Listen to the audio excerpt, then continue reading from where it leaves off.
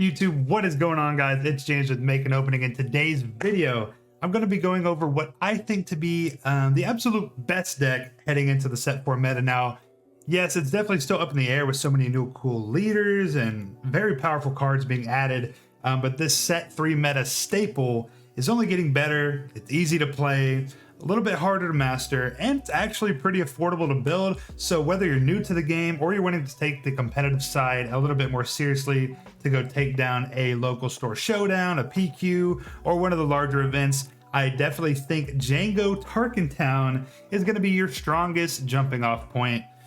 Let's just see why. Let's head into it, guys. So first off, the key to any good deck is a good leader. And Jango Fett stormed into set 3 as being one of the best, if not the best leaders since set 1. A little bit of history for any of the newer guys playing the game. If you joined in, into set 3 due to it being Clone Wars themed and got super hyped up for it, or if you're joining for set 4 because it's looking like one of the best sets, probably the best set since set 1. Originally, we had a little bit of a Boba problem. Now, which came first, the son or the father? The son actually came first, and Boba Fett was terrorizing the meta throughout the entirety of set 1 and set 2. And Boba Fett actually had the quadfecta of winning pretty big, store showdowns and PQs. Were they PQs with set 2? I don't remember. But every color. Originally it was Boba Green.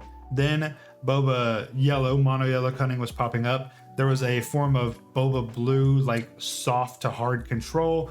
And then near the end of the set 2 meta, heading into set 3, we were seeing a Boba Tarkentown list. And it was actually doing pretty good. And then, unfortunately, we got the very sad news. Oh no, he's gone. Oh, that Boba got suspended. And honestly, Jango just said, you know what, son? I got you. Your daddy's got you. I'm here for you. And he slid right into that Boba red shell. And not only did he fit into it very nicely, he actually made it better, in my opinion. So Jango Fett, he is a 5 deploy leader. He's a 3/7 on deploy. And on his leader side, when a friendly unit deals damage to an enemy unit, you can actually exhaust them to exhaust the enemy unit that just got pinged. Where just in his leader ability alone, you can kind of see how Jango Fett and Tarkentown are going to be a match made in heaven. Reading his leader ability, you're going to want to play units that ping stuff. When you ping something, you can use Tarkentown to blow it up. It's a really good way to, steal tempo from someone by blowing up their turn 1 or turn 2 play with a ping plus Tarkentown. Or even later in the game, if they have a bigger threat and you've piled on 1 or 2 different pings and blow it up with Tarkentown, it can really swing a game in your favor. Now, it is a little bit of a nerf. You're running with 25 HP instead of the standard 30, but honestly, the deck is so fast, you're not going to miss it. And when the big man himself is deployed, when a friendly unit deals damage to an enemy unit, you may exhaust that unit. It's not 1, because you don't exhaust Jango to do it when he's actually out on the battlefield. Anything that gets damaged, you exhaust it. So that's kind of crazy. You didn't really see this aspect of Jango get abused a whole lot in set 3. There wasn't really a whole lot of ways to do mass damage and tap down a whole lot of stuff. Heading into the set 3 meta, a lot of people were thinking Jango would do really well in green to pair him with Overwhelming Barrage. So you could deploy Overwhelming Barrage and tap everything down. But at the end, his home ended up being in Tarkentown. I still think Jango Green could probably be okay, but I'm not entirely too sure. But with the introduction of set 4, there is a lot of cards that make Jango Fett even better because they unlock the capabilities and the abilities and the inner power, his inner wellspring of energy gets unlocked. And you can actually do board-wide tap downs on the Jango flip turn. It's actually insane. Enough with the leader, enough with the base. Let's move on to some of the cards that made this deck what this deck was back in set 3. So one of the main aspects of this deck was pinging plus Tarkentown. Obviously Tarkentown is the base to go. That it was everyone's favorite, but you had a lot of units that utilize pinging in order to turn on Jango's effect and also turn on the capability of Tarkentowning your opponent. You had some pretty solid turn 1 plays like ISB Agent and Greedo. ISB agent on play, you can reveal a vent from your hand, and if you do, deal a damage to a unit. That's a ping. Greedo, 1 resource. When he's defeated, you can discard the top card of your deck, and if it's not a unit, deal 2 damage to a ground unit.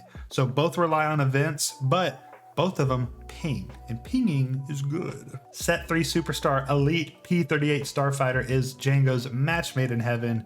3 resource, 3/2 Separatist Vehicle Fighter in the space arena. When played and when defeated, you can deal 1 damage to a unit. When you play him, tap something down. When he inevitably dies, tap something down. And then the cream of the crop, one of the best ships, if not the best ship in the game, just for, you know, sheer flexibility, usage rate, win rate. It's the Ruthless Raider. 6 resource, 4/6. When played and when defeated, you deal 2 damage to an enemy base and then 2 damage to an enemy unit as well. Playing it on turn 5 is good. Cheating it out with sneak attack or triple dark raid is even better. Playing it on turn 4, the same turn that you flip Jango, you can sneak attack out a Ruthless Raider. Kind of epic. It dies at the end of that turn, so you're doing a good chunk of damage there. You're doing 4 plus 4 is 8 to base, and then you're also pinging 2 things while Jango's out, so pretty good. Also, if you hit it off the top with triple dark raid, you can get it out pretty early as well. 4 resources, so you can get it out on turn 3. You never want a triple dark raid on turn 2 when you have 3 resources. You always want to wait a little bit because there's a couple thresholds you want to meet. Ruthless Raider is definitely one of them. Now, this is an aggro deck, so we need speed, we need power, and we need reach. And these cards were all amazing in this deck list, and they're still amazing to this day. And honestly, a couple of them are getting even better. So obviously, Daring Raid, you got the 1 resource, deal 2 damage to a unit or base. That's pretty on rate for how FFG's kind of designed the game, where it's resource plus 1 equals damage when it comes to damage-based removal spells. So 1 plus 1 is 2. It's just, you know, perfect 1 resource. You can either ping something that's really big and threatening down on their board with Daring Raid plus Jango effect, or if you just need a little bit of extra reach to close out the game and kill them, boom, straight to the base. Surprise Strike, 2 resources for +3/+0. It's action efficient because you don't buff a unit and then attack on the next action. You attack on that action. Everybody knows, staple card, really good. Sneak attack, you get to play a unit from your hand. It costs 3 less and enters play ready. At the start of the regroup phase, you defeat it. So how the math works is basically if you see a really cool card in your hand like Ruthless Raider and Sneak Attack, Ruthless Raider effectively costs 1 less. So you can play it on your 5 resource turn instead of the 6 resource turn. It will die at the end of at the beginning of the regroup phase, which is the end of the turn. But cards like Ruthless Raider are fine with doing that, and it's really good for getting that extra little bit of reach that you need to do. Sneak attacking a Ruthless Raider, like I mentioned earlier, it's going to do 2 on entry, 4 on attack if you're able to attack the base directly, of course, and then 2 at the start of the regroup phase whenever it gets defeated. So that's 8 damage on the same turn that you can flip Jango, who's also, if he's able to hit the base, that's 3, so that's 11 damage in 1 turn. Which is 1/3 of most people's base. So pretty good. And then we got Triple Dark Raid. You get to search the top 7 cards of your deck for a vehicle. It costs 5 less, enters play ready, return it to your hand at the end of the phase. So this card, it's basically digging for a good vehicle. You play it, it's readied, and then it goes back to your hand. So it's not defeated like Sneak Attack, but you get a 2 discount on a unit instead of a 1. One of the big breakpoints for this deck was Triple Dark Raid into Ruthless Raider. So since Triple Dark Raid is going to discount the cost by 5, Ruthless Raider costs 6, you're going to need 1 more resource after playing Triple Dark Raid. So you're going to need in total 4. So you never play Triple Dark Raid on turn 2. You want to either play out units or, you know, Surprise Strike, Daring Raid, stuff like that, push damage. And then you typically Triple Dark Raid on turn 3 when you have 4 resources. And then it goes back to your hand when you're done with it. The main targets were typically Ruthless Raider, Fet's Fire Spray, you know, stuff like that. But now it's a little bit different. At least on my list, there's some new targets. I'm sure everyone kind of knows what the new hotness is, but you'll see. And speaking of new hotness, well, here it is. Welcome to set 4, baby. We have a bunch of really cool additions to the list. Let's start at the top. Not at the top, over there. Pointing to the light. So First Order Stormtrooper is an insane new turn 1 cost unit where it's on attack and when defeated, you get to deal an indirect damage to the enemy.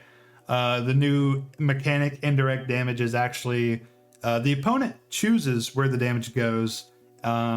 So they can either assign it to units on their side of the field or their base directly. If they do assign it to a unit, it actually does bypass shields as well. It does go under the shield, so that's something important to remember. And then also 3 resource droid missile platform. It's a 4/2. When that's defeated, you get to deal 3 indirect damage to a player. So these 2 cards utilizing, really good stats, at least the droid missile platform, 4/2, when defeated, on attack, indirect damage is good. It'll add on pretty quick. Once you get used to playing the list, you'll see these cards are actually some really good additions. And then I had to do y'all right. I had to put on the prestige arts in the image. They are so good. FFG, you guys smashed it out of the park with these brand new prestige cards. I'm in love with them. I've opened like 16, 18 prestige packs so far. Loving life. Pulled a serialized card. Let me show you guys actually. All right, so it's flex time with James from Make an Opening. Here we go, everybody. Got a serialized Houndstooth. You can kind of see the reflection on my screen and everything. But yeah, number 48 out of 250. Camera does not do it justice. The moment I pulled it, I opened the packs with my friends. Like my friends who were cool guys, everybody cool. Shout out to them. It's still crazy that got this, but hey. If anybody wants $1,000, comment down below. Get in touch. So for the pretty cards, we have the IG 2000, one of the cards that will allow you to board tap. You get to deal 1 damage to each of up to 3 units when this unit is played. The 4 resource 3/4. It also has Overwhelm. Pretty good stats. Nice to have Overwhelm, but the main thing that when played, chef's kiss in a Jango deck. Chef's kiss. And then to his left, we got that Devastator. Look at that art. That is crazy. You get to assign all indirect damage you deal to opponents. When played, deal 4 indirect damage to each opponent. Basically, what this card is saying is when played, deal 4 damage however the hell you want. And in Twin Suns, it's each opponent. 4, 8, 12. Pretty cool, right? But yeah, 4 damage wherever you want it. On any units, directly to the base, whatever you want to do. Typically, what I like to do, directly to the base. That's awesome. So this is one of the new cards you're going to want to do your research on and learn the breakpoints. So with Triple Dark Raid, it's going to cost 3 after the 5 discount. So you're going to want to play Triple Dark Raid when you have 6 resources and, do the gambling. Hope it's at the top 7, how Triple Dark Raid works. When you do, you get to deal basically 13 damage in this turn. The 4 when it enters, and then 9 if you're able to attack directly to base. So much damage packed into this card. It's a perfect fit in Jango. And then with sneak attack, it's going to cost 3 less. So 5 plus 2 is 7. So you can sneak attack it out of your hand with 7 resources, or you can triple dark raid it off the top with 6 resources. Important break notes or break points you need to know up in your head. But this card up here, same breakpoints that you've already learned for Ruthless Raider, Pets Fire Spray. This card is a problem. War Juggernaut is a problem. I think it was really just meant to be like a really cool like draft card or a sealed bomb, limited bomb. It's a 6 resource 3/7. It gets +1/+0 for each damaged unit. So pretty cool, if you play it in draft or sealed, and like a couple units are damaged, like 2 or 3 units are damaged, it comes out as a 5/6 power card. When played, you actually get to deal 1 damage to each of any number of units, including itself. So say you play this and there's 4 or 5 units. Let's say there's 4, you play this card makes it 5. You deal a damage to everything. It's 8/7. You can triple dark raid this out with the same breakpoint as Ruthless Raider on 4 resources. You can sneak attack it out on 5 resources. So it can come out the same turn as Jango. So Jango flips, you cheat out your War Juggernaut, tap everything on the field, swing for like 10 plus damage. And then if you're triple dark raiding it out, it goes back to your hand and you just do it again. Like this card's a problem and I love it. It's just a perfect match. Oh, You climbing me? I got my boy here. But it's a perfect match in Jango. It's such a good card. And it's one of the main reasons I think this deck is going to make the jump from being an already solid tier 1 deck to possibly tier 0 with the addition of War Juggernaut, the Devastator, and, you know, just some good cards overall. This deck is looking kind of scary, guys. But yeah, hey, take advantage of it. So this is where I'm currently at with the list. This is the full list here. You can also find the full list in the description and the deck link to SWODB. It'll be the live list, so if I ever update it or make changes, you'll have it there. I'll also have a copy and pastable list. That way you can take it straight to TCG Player if you don't own any of these cards and you want to buy them all. The list is going to be about $175, $180. The main money cards in this list are Kylo's TIE Silencer, Triple Dark Raid, and obviously the new Devastator. Now, I am recording this during the pre-sale, pre-order, pre-release weekend and not the actual live release. So Devastators could go down, they could go up. Currently on TCG Player, they're about 20. Oh, he's sniffing the tripod.